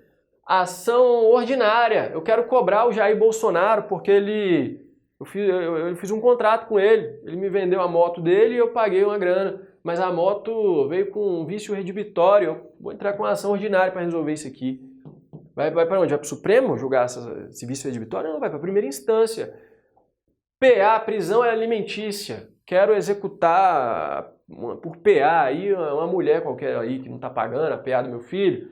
E aí ela tem um cargo importante, ela é ministra de Estado. Vai para o STJ? Não. A execução de PA no rito, execução de alimentos no rito da prisão, vai para a primeira instância. Então, ação de improbidade contra o ministro de Estado, vai para o STJ? Não, primeira instância. Por quê? Porque não tem, o foro é só para a área penal, não é para outras áreas. Essas todas as ações aí que eu falei, podem chegar aí para o Supremo direto? Até podem, se enquadrarem nas alíneas do inciso 1. Mas se não estiverem, não é pelo fato de ter um foro por prerrogativa ali de alguma autoridade que elas vão para o Supremo. Isso é um erro muito comum dos estudantes, muito comum, que eu faço questão de já destacar logo de cara. E aí vem várias competências do Supremo. Ele julga litígio envolvendo de um lado ente internacional, Estado estrangeiro, e do outro, União, Estado, DF ou território. O território ele entra aqui como se fosse a própria União, né? Já que é uma descentralização territorial. Não tem município, cuidado, é a pegadinha de prova. Se for município ou pessoa física contra o ente internacional, quem julga é o juiz federal na primeira instância e cabe um recurso ordinário pro STJ, não é pro Supremo. Também julga causas que envolvem os entes federativos, mas só quando tiver uma potencial ofensa ao pacto federativo. Exemplo, quando a União inclui um Estado naquele cadastro restritivo de irregularidades na aplicação de recursos. Aí, informativo 951, o Supremo diz que é ele que resolve essa pendenga aqui. Agora é batida de carro do motorista da autarquia federal no carro da autarquia distrital. Bateram ali no eixo monumental. Pá! Quem vai julgar quem vai acionar, quem vai pagar o seguro ou não? Vai ser o juiz da primeira instância, vai ser o juizado especial, não vai ser o Supremo. Conflito de atribuições entre membros de ministérios públicos diferentes. Ou de estados diversos, ou envolvendo um estadual e alguém da UMPU. Quem julga, antes era o Supremo com base nessa linha F aqui. Agora, desde 2016, é o PGR que julga esses conflitos. Extradição. Quem julga é o Supremo, quando solicitada por um estado estrangeiro. Lembrando que adota-se o sistema belga ou da contenciosidade limitada, significa que o Supremo só analisa questões de legalidade ou constitucionalidade, não analisa o mérito quem analisa é a Suprema Corte da Itália, que pediu a extradição do Cesare Battisti. O Supremo não pode mudar a decisão da Corte italiana, porque é uma questão de soberania, tá? A competência para extraditar ou não é indeclinável do presidente da República, então se o Supremo diz que pode extraditar, é o presidente que decide se manda o Cesare Battisti lá para a Itália ou não. O Supremo não pode obrigar o presidente da República a fazer, ele pode apenas barrar. Se ele falar que não pode extraditar porque lá tem pena de morte, e o Brasil não pode extraditar alguém para um país que tem pena de morte, salvo se ele assumir o compromisso de não executar esse tipo de pena, aí o presidente da República não pode fazer isso, não comete um crime de responsabilidade. Mas se fala que pode, a competência é discricionária do chefe de Estado. Também julga a reclamação geralmente é para garantia da autoridade das suas decisões e preservar a sua competência, mas o Supremo tem uma terceira hipótese de julgamento de reclamação, súmula vinculante. Do ato administrativo ou decisão judicial que contraria a súmula vinculante, cabe reclamação para o Supremo, 103A, parágrafo 3º. Também tem reclamação para o TST e para o STJ, inclusive o novo CPC traz reclamação para os tribunais em geral, mas para a questão de súmula vinculante, só o Supremo, obviamente, que tem, porque só ele edita súmula vinculante. Súmula 734 do Supremo, não cabe reclamação quando já houver transitado em julgado o ato judicial que se tenha alegado desrespeito à decisão do Supremo, mas cuidado, se o ato judicial já transitou em julgado, e aí depois você vem com a reclamação, ela não é admitida. Agora, se o ato judicial ainda está em fase de recurso, você ajuiza a reclamação no Supremo e depois, durante o trâmite da reclamação, o ato judicial transita em julgado, a reclamação continua. Ela só não pode ser iniciada depois do trânsito. Se for antes, ainda que haja o trânsito, ela continua. Cabe intervenção de amicus curiae na reclamação, o Supremo já admitiu, informativo 857. O que mais? Supremo julgação em que os membros da magistratura são interessados, ainda que indiretamente, ou mais da metade impedido. Tem duas súmulas que eu peço que você anote aí, a 731 e a 623, que podem cair em prova, embora dificilmente caiam, tá? Anota aí depois. Julga conflitos de competência envolvendo tribunais superiores, basta um em algum polo. Então, se é o TST de um lado e do outro não é um tribunal superior, é um TJ normal, é o Supremo que julga, basta um tribunal superior.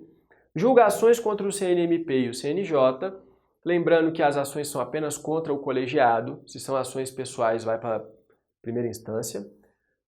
O entendimento tradicional era que só ações constitucionais, né, MS, MI, HD, HC, que iam para o Supremo, ações ordinárias contra o CNJ, o Supremo não julgava, mas ele começou a mudar de ideia aqui na reclamação 24563, agravo regimental, quando falou que a ausência de competência originária do Supremo para julgar ação ordinária em que se discutam deliberações do CNJ que atinjam apenas serventia extrajudicial, porquanto não se referem à atuação fim do Conselho. Ou seja, o Supremo deu a entender que se for uma ação ordinária, mas que trate da atuação fim do Conselho, atrairia a competência do Supremo. E no informativo 951 ele fixou realmente essa ideia. Somente são submetidas a processo de julgamento no Supremo ações ordinárias que impugnam o ato do CNJ de cunho finalístico, concernentes ao seu objetivo que está na Constituição lá de criação. Em regra, ações ordinárias contra o CNJ vão para a Justiça Federal de primeira instância.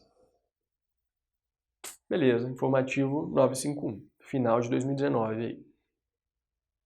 Também o Supremo diz que não julga a chamada decisão negativa contra atos do CNJ, ou seja, quando o CNJ diz que não tem competência para analisar um tal ato, ou quando diz que não tem qualquer vício, quando ele não atua positivamente, digamos assim, não cabe um mandado de segurança para o Supremo. Não é o Supremo que julga, informativo 784. Em recurso ordinário, o Supremo julga a sentença de crime político. Quem julga uma pessoa que praticou crime político? É um juiz federal, artigo 109, inciso 4.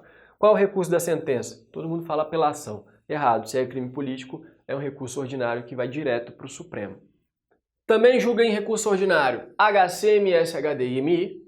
Primeiro, só se for uma ação dessas. Segundo, tem que ser decidido em única instância, ou seja, diretamente ali pelo TST ou pelo STJ, por Tribunal Superior e decisão delegatória. Então vamos supor, é o mandado de segurança contra ato de ministro do Estado. Quem julga esse mandado de segurança originariamente? STJ, está lá no 105. O STJ denega a segurança. Cabe o quê? Recurso ordinário nesse mandado de segurança que vai para o Supremo. Única hipótese. Agora, se o STJ concedeu a segurança, aí não cabe. Se não foi o STJ, foi o TJ, Tribunal de Justiça, não cabe. Se é o STJ, mas foi um mandado de segurança que começou na primeira instância e foi subindo, não foi decidido em única instância, não cabe. Julga recurso extraordinário, o recurso extraordinário não tem segredo. Você vai ler aqui as alíneas, cuidado para não confundir com uma das hipóteses do recurso especial, que é bem parecida. Depois você dá uma pausada na tela e dá essa conferida aí. Bom, súmula vinculante, costuma cair em prova. Aqui não tem segredo, pessoal, ela cai muito, mas ela é muito tranquila. Por quê? Basta você ler o 103A, e o 103A vai te trazer o quórum, precisa de pelo menos 8 ministros para decidir se aprova, cancela ou revisa uma súmula vinculante. Tem que ter reiteradas decisões sobre matéria constitucional. Tem que ter aqui outros requisitos que estão grifados e negritados aqui no parágrafo 1º, não vou ficar lendo que a gente já passou muito do tempo. E o parágrafo 2º, que é o mais interessante, ele fala que, sem prejuízo do que a lei estabelecer, então a lei pode ampliar, a súmula vinculante ela pode ser provocada por aqueles que podem propor a ADI, aqueles do 103. Então, presidente da República, mesa da Câmara, do Senado, Procurador-Geral da República e todos os outros. Mas a lei pode ampliar. E a Lei 11.417 amplia. Ela inclui o Defensor Público Geral da União, os tribunais todos, superiores e de segunda instância, e o município também pode propor aprovação, cancelamento de súmula. Mas aqui a sua legitimidade é condicionada e limitada, só incidentalmente no curso do processo em que ele é parte. Cuidado. Não cabe a DPF nem a ADI para tratar de súmula vinculante, é só o procedimento que está aí na sua tela. E aí, só isso. Súmula vinculante não tem erro. O STJ, bem rapidamente, pessoal. O STJ, ele é composto por no mínimo 33 ministros, ou seja, uma lei ordinária de iniciativa do próprio STJ pode ser votada para aumentar esse número. Esses ministros não precisam ser brasileiros natos, os do Supremo precisam, pode ser brasileiro naturalizado, desde que tenha entre 35 e 65 anos. O critério de nomeação aqui é o seguinte: 1/3 vem de desembargadores da Justiça Estadual, 1/3 vem de juízes da segunda instância da Justiça Federal e 1/3 vem lá como se fosse aquele quinto constitucional, da OAB e do Ministério Público, alternadamente. Chegou uma questão muito interessante no Supremo. O Supremo foi chamado a analisar o seguinte: 11 ministros vêm dos TJs, 11 dos TRFs e 11 da OAB e do MP. Então nós temos 1/3, né? 2/3 de juízes aqui da magistratura, de membros da magistratura, e 1/3 de membros de fora da magistratura, para decidir questões importantes que uma corte do tipo do STJ decide. O que acontece? Muitos desses que são dos TJs e TRFs, eles vêm do quinto. Então eles vêm também da OAB e do MP. E aí eles ficam 2 aninhos, 3 aninhos ali no TJ, ali, marcando presença, e já pulam direto para o STJ. Ao final, existem mais juízes do STJ que vêm da OAB e do MP do que juízes de carreira. Chegaram até o Supremo na ADI 4078 falando que o Supremo tinha que fazer alguma coisa para evitar essa coisa esdrúxula aqui. O Supremo falou: olha, não tem o que fazer. A vedação aos magistrados que vêm da advocacia do MP, pelo quinto, de se candidatarem a uma vaga agora no STJ, configura um tratamento desigual, né? Essa vedação configura tratamento desigual de pessoas em identidade de situações, todos são desembargadores, juízes de segunda instância, criaria desembargadores e juízes de 2 categorias. Então, juízes que vêm do quinto podem integrar essa lista. Eu tenho um artigo sobre isso. Eu digo quantos ministros do STJ estão nessa situação, quantos são juízes de carreira, faço uma análise crítica disso aí. Está lá no meu site coisasdodireito.com.br. Dá uma lida lá que você vai gostar. Beleza, competências do STJ. Julga mandado de segurança em HD contratos de ministros de Estado, comandante das Forças Armadas e do próprio tribunal. Isso é o que a gente já falou. Eu coloco isso só para você lembrar da súmula 177 que diz, do STJ. O STJ é incompetente para processar e julgar originariamente MS contra ato de órgão colegiado presidido por ministro de Estado. Se é um ato do próprio ministro de Estado, o mandado de segurança vai para o STJ. Se é um ato de um órgão colegiado que é presidido pelo ministro de Estado, aí não. Aí vai para a primeira instância. Julga conflitos de competência de tribunais, desde que não envolva um tribunal superior, que a gente viu que vai para o STF, e desde que não incluam juízes ou órgãos de tribunais aí que estejam vinculados a um próprio tribunal. Então, quem vai julgar o conflito de competência envolvendo o juiz da 18ª Vara Civil de Brasília e o juiz da 17ª Vara Civil de Brasília? TJDFT, porque ambos juízes do mesmo tribunal. Agora, quem julga o conflito de competência do juiz da 18ª Vara Civil de Brasília e do juiz da 1ª Vara Civil de Goiânia? Não pode ser o TJDFT porque ele não tem ingerência sobre o juiz de Goiás. Não pode ser o TJ de Goiás porque ele não tem nada a ver com o juiz do DF. Então vai ser o STJ. Julga conflitos de atribuições entre autoridades administrativas e judiciárias, mas tem que ser uma de um lado e outras do outro. Por exemplo, aqui, ó, não atraiu a competência do STJ um conflito de atribuições que tinham de um lado o superintendente e o corregedor da Polícia Federal, que são autoridades administrativas, e do outro o representante do Ministério Público Federal, que também é uma autoridade administrativa, não é uma autoridade judiciária. Então, como tinha duas autoridades administrativas em cada polo, né, uma num polo, uma no outro, não vai para o STJ. Para o STJ é conflito de atribuição entre uma autoridade administrativa de um lado e judiciária do outro. Homologa a sentença estrangeira, concede exequatur, julga o recurso especial. Na aula de controle a gente vai ver que cabe inclusive um controle difuso de constitucionalidade em sede de recurso especial de maneira limitadíssima, desde que a questão constitucional analisada no RESP seja nova, diversa daquela resolvida pela instância ordinária. E para fechar nossa aula, rapidamente aqui, 5 minutinhos, a Justiça Federal, só para comparar a Justiça Federal com a estadual, ela é composta por TRFs e juízes federais, isso aqui no âmbito da Justiça Federal comum, né? Não vamos analisar as especializadas. O que interessa é a competência dos juízes federais no 109. A maior parte delas é competência criminal, que estuda em aula de processo penal. Mas algumas aqui. 1. Vai para o juiz federal julgar causa em que União, autarquia ou empresa pública federal, não tem sociedade de economia mista, são interessadas. Mas basta que elas sejam interessadas? Não, elas têm que ser interessadas na condição de parte ou terceiro interveniente. Salvo falência, não tem falência na Justiça Federal, acidente de trabalho, sujeitas às justiças especializadas, eleitoral e do trabalho. Aí sai da justiça comum. Então olha só, vamos minudenciar isso aí que eu falei. Súmula vinculante 27. Compete à Justiça Estadual julgar causa entre consumidor e concessionária de serviço público de telefonia, quando a Anatel não é litisconsorte passiva necessária nem faz parte do processo. Então veja, uma causa entre um cidadão e uma operadora de telefonia tem interesse da Anatel? Óbvio que tem, é óbvio que ela tem interesse. Mas basta que ela tenha interesse? Não, ela tem que estar interessada na condição de parte ou terceiro. Se ela não está no processo, vai para a Justiça Estadual. Súmula 556 STF. É competente a Justiça Comum, subentende-se aqui estadual, que eles não colocaram, mas foi a intenção, para julgar causas em que é parte sociedade de economia mista. Ainda que seja uma sociedade de economia mista federal, a competência da Justiça Estadual, porque ela não está aqui no 109.1.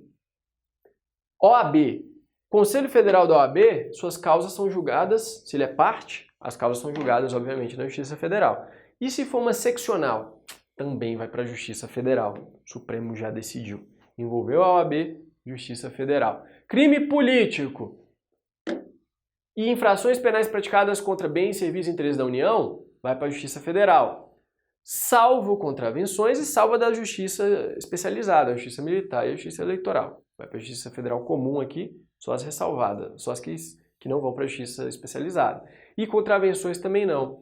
Inclusive a súmula 38 do STJ fala: compete à Justiça Estadual comum o processo por contravenção penal, ainda que praticada contra bens da União. A exceção é o foro por prerrogativa. Se um juiz federal pratica uma contravenção, quem vai julgar o juiz federal? TRF. Então, a segunda instância da Justiça Federal pode julgar uma contravenção penal. A primeira instância, um juiz federal jamais vai julgar uma contravenção, porque a Constituição veda, súmula 38 da STJ veda também. Se for contravenção, ainda que contra bens da União, vai para a Justiça Estadual. A exceção é o foro por prerrogativa.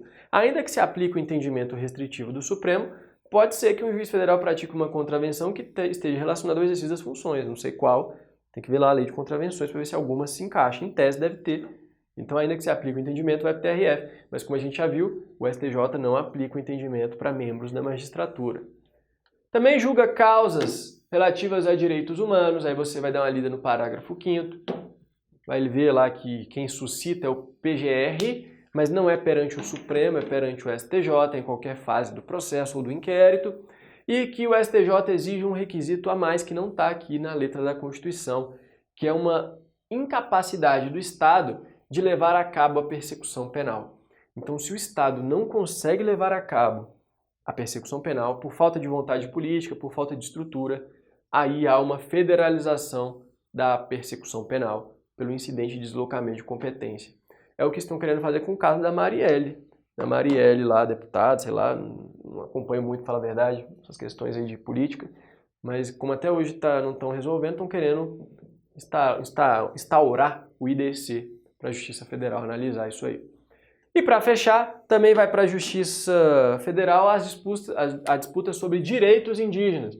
Cuidado que quando fala em direitos indígenas, são direitos aí coletivos. Se for só um índio, só porque tem um índio na jogada, vai para a Justiça Estadual. Então, súmula 140 STJ. Compete à Justiça Comum Estadual processar e julgar crime em que o índio é autor ou vítima. O índio matou alguém, morreu, vai para a Justiça Estadual. Agora, STJ, não se aplica o enunciado 140 quando o crime envolvendo direitos indígenas implicar ofensa a interesses coletivos da comunidade indígena. O índio morreu, mas foi por disputa por terra. Aí, direitos indígenas. Aí vai para a Justiça Federal. Se a motivação dos delitos gira em torno de disputa por terras, vai para a Justiça Federal. Meus amigos, espero que tenham gostado dessa primeira aula. A segunda vai ser maior que essa e a terceira maior ainda. Depois aulinhas mais tranquilas para o final. Contem comigo, Gustavo, _Fernandes, _Salles, ou lá no Instagram, Coisas do Direito BSB. Grande abraço, até a próxima.